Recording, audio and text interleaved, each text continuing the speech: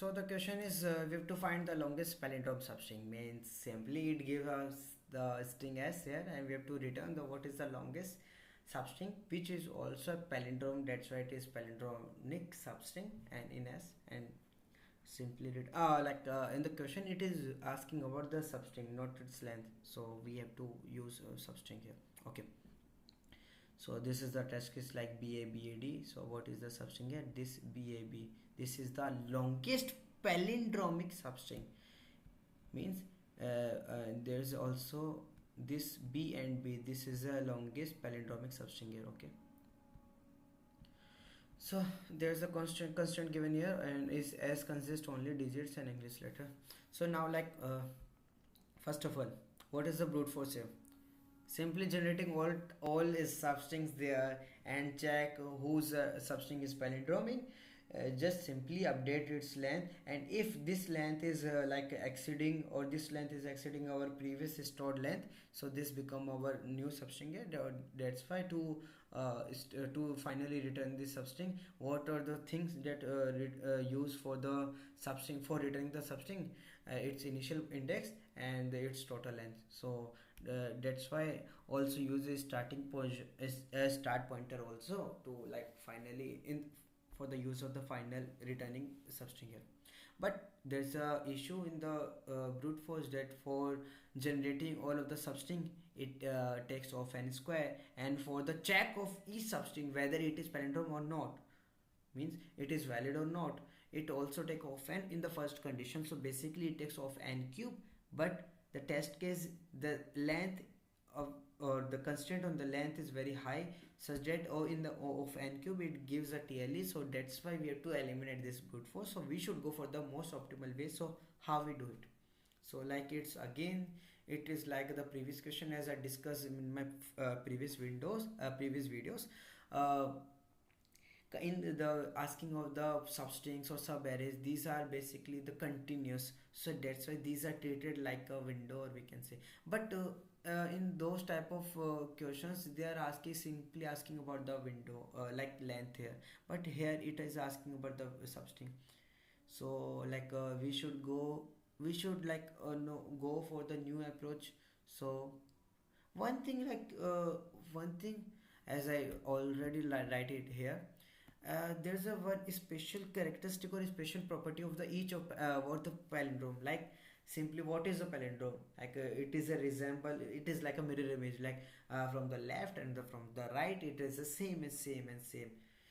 So we see one thing here, what is my idea in this to solving this question?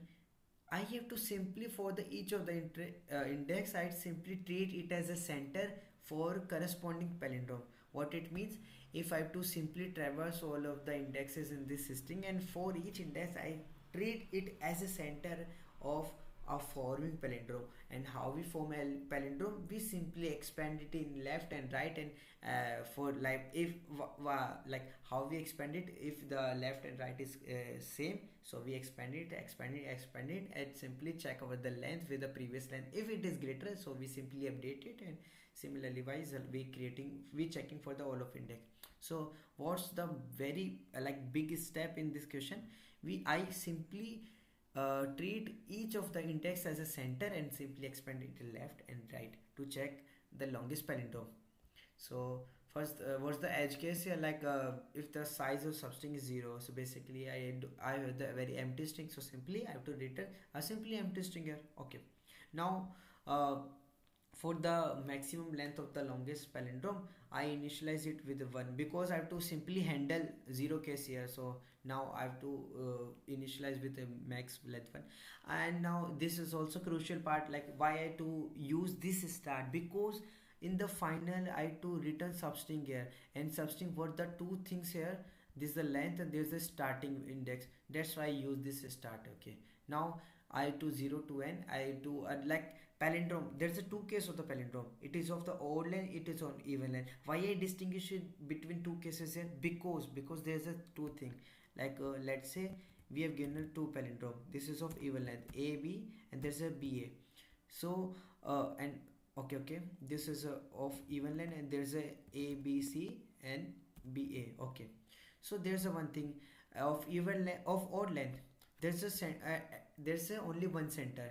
So this C is his center, and we can expand it to left, right. Okay. So there's a different case. But for the even case, there's a two center. So that's why I can't treat one index at only the center. So that's why I take here I and I plus, means two elements at a time at a center here. Okay. So that's why I created two different cases for the different length here. So that's why I use, there's a string, simply pass a string here. This is the left pointer, there's a right, and there's a start at the maxi. So why in the odd length there's a left and right is all the same, but in the even case I have to differentiate left and right. That's why I take the left as my I and I plus 1 r. You don't have to bother about I plus 1 is if it cross the n, because we have to simply handle this in our expand function. So now we should go for the expand. So this is our expand function. What's the parameter passed in this function? This is string s, there's a left and right, and this start and maxi. Yeah, just most crucial part in this, like we have to pass this reference. Why? Because at each time this expand function call, this start and maxi should remain the same for the each of the calls. That's why I'm the pass this reference. Okay. Now we handle of the edge cases. If the left is greater than equal to 0. Why? Because this left is simply goes to left side, and this right goes to right and right side. So if s of left, s of right is same, we simply expand one step, simply expand one step, simply expand one step. So simply we do this until we find like up to how much we find the maximum. So if we write minus left plus 1 means it greater than maximum, means if this current palindrome become the become the largest palindrome that we encountered in the previous cases. So we simply take this is we simply update our start is left, because this is the important thing for the returning of this, and we can update our maxi length, and simply at each operation left minus minus and right plus plus. So this is our expand function work here. And now after traversing of the whole of the array, we like encounter all of the palindromes here, and finally we got our largest palindrome. We know it's starting, we know its maximum length, so we return here. So this is the code here. And what's the time complexity here? It is nothing but of n here. And what is the space complexity? It is nothing but of n here. Why it's of n time complexity? Because this I is low. It is no, it is of n square. Why this? Because it takes of n square, because this outer loop is goes to n, and each time this expand function, this is takes why this is take for the checking of the palindrome. In worst condition, if it is palindrome, so it takes of n by 2 operation.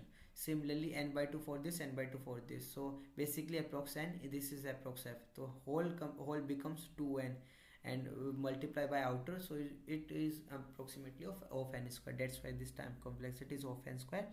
And what the space complexity, so like if I'm talking about the like extra space, I don't have to use extra space. There's a space is all, there's a only space is of this recursive space. That's why I write n here, like it is of 2n, but this is approximately of n, so that's why I write of n.